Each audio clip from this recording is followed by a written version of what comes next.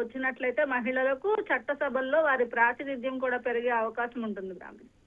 Okay right Kanthi, thank you for the updates.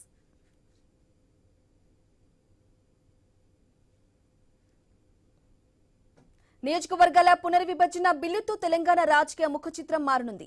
కొత్తగా 9 లేదా 10 లోక్సభ స్థానాలు రాష్ట్రంలో పెరగనున్నాయి. ఇక లోక్సభ స్థానాల సంఖ్య 17 నుంచి 26 లేదా 27కు పెరగనుంది. అదనంగా వచ్చే వాటిలో గ్రేటర్ హైదరాబాద్ చుట్టుపక్కలే 3 లేదా 4 స్థానాలు ఏర్పాటు కానున్నాయి. పునర్విభజనకు 2011 జనాభా లెక్కలను ప్రాతిపదికనగా తీసుకుంటున్నారు. అప్పటికి రాష్ట్రంలో 10 జిల్లాలు ఉన్నాయి. వీటిలో అత్యధికంగా ఉమ్మడి రంగారెడ్డి జిల్లా 52,96,741 జనాభాతో రాష్ట్రంలో మొదటి స్థానంలో ఉంది. ఈ జిల్లా ప్రస్తుతం చేవెళ్ల, మల్కాజ్గిరి, సికింద్రాబాద్, భువనగిరి లోక్సభ నియోజకవర్గాల పరిధిలో విస్తరించి ఉంది. వీటి పరిధులన్నీ మారిపోయి కొత్త లోక్సభ నియోజకవర్గాలు రానున్నాయి. ఏ ప్రాంతం దేని పరిధిలోకి వస్తుందనేది పునర్విభజన తరువాతే తేలనుంది.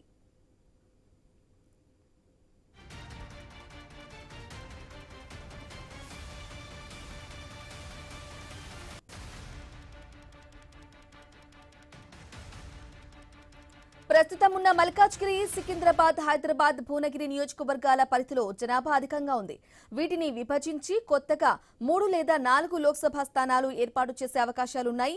మల్కాజ్గిరి లోక్సభ స్థానం 2024 ఎన్నికల సమయంలో 37.79 లక్షల మంది ఓట్లతో దేశంలోని అగ్రస్థానంలో ఉంది. ఉమ్మడి ఆదిలాబాద్, నిజామాబాద్ అలాగే కరీంనగర్ జిల్లాలో కొత్తగా మరో 2 స్థానాలు పెరగనున్నాయి. ఉమ్మడి మెదక్లో ప్రస్తుతం మెదక్, జహీరాబాద్ లో ఉండగా కొత్తగా మరొకట స్థానం పెరిగే అవకాశం ఉంది. మహబూబ్ నగర్, నాగర్ కర్నూలును విభజించి అదనంగా మరొక లోక్సభ సీటు పెంచే అవకాశం ఉంది. ఖమ్మం, వరంగల్, నల్గొండ జిల్లాల పరిధిలో 1-2 లోక్సభ నియోజకవర్గాలు ఏర్పాటు చేసే సూచనలు ఉన్నాయి.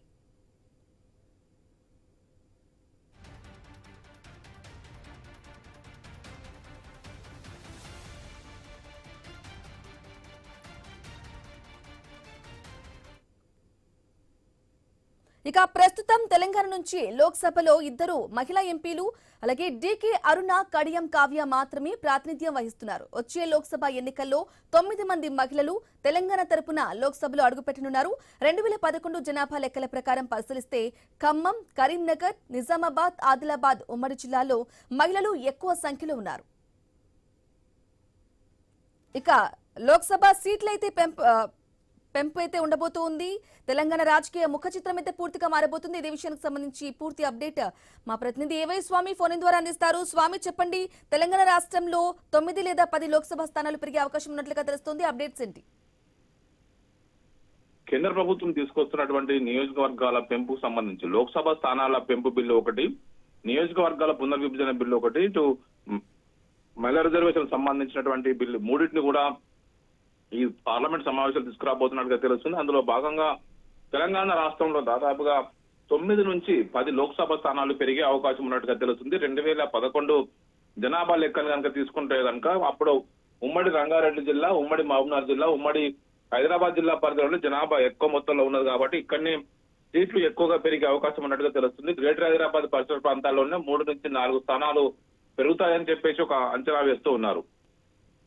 దానికి తోడు మరోవైపు ఈసారి 33% మహిళలకు రిజర్వేషన్ కేటాయిస్తారు కాబట్టి దాదాపుగా 9 స్థానాల వరకు కూడా మహిళలకు కేటాయించే అవకాశం ఉన్నట్టుగా కూడా తెలుస్తుంది. అందులో భాగంగానే ఆయా జిల్లాల వారీగా నాయకులంతా కూడా లెక్కలు వేసుకుంటున్నారు. ఏ జిల్లాల పరిధిలో ఏ సమీకరణలు మారతాయని చెప్పేసి కూడా అంతా భావిస్తున్నారు. ఇప్పుడు తెలంగాణ నుంచి డీకే అరుణ, కడియం కావ్య మాత్రం 2 మాత్రమే మహిళా ఎంపీలు తెలంగాణ నుంచి లోక్సభలో ప్రాతినిధ్యం వహిస్తున్నారు. వారున్న వచ్చే ఎలక్షన్ తర్వాత 9 మంది ప్రాతినిధ్యం వహించే అవకాశం ఉన్నట్టుగా కూడా తెలుస్తుంది. ప్రధానంగా ఉమ్మడి రంగారెడ్డి జిల్లా పరిధిలో ఉన్నటువంటి ఇటు ఇందులోనే ఇప్పుడు మల్కాజ్గిరి లోక్సభ నియోజకవర్గం పరిధిలో పెద్ద మొత్తంలో జనాభా ఉన్నది కాబట్టి ఇక్కడ మరొక 2 స్థానాలు వచ్చే అవకాశం ఉన్నట్టుగా కూడా అంచనా వేసుకుంటున్నారు. మొత్తం హైదరాబాద్ చుట్టుపక్కలనే 3 నుంచి 4 లోక్సభ స్థానాలు పెరుగుతాయని చెప్పేసి అంటున్నారు.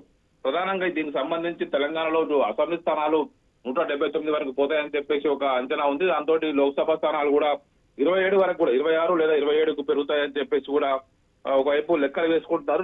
కేంద్ర ప్రభుత్వం చేస్తున్నటువంటి ప్రతిపాదనలో 54% లేదా 50% ఏ శాతాన్ని తీసుకుంటే ఎంత పెరుగుతుందని చెప్పేసి కూడా అందరూ కూడా అంచనాలు వేసుకుంటూ ఉన్నారు. ఈ కేంద్ర ప్రభుత్వం లోక్సభలో బిల్లు ప్రవేశపెట్టిన తర్వాత దీని మీద క్లారిటీ వస్తుందని చెప్పేసి కూడా అంతా అనుకుంటున్నారు.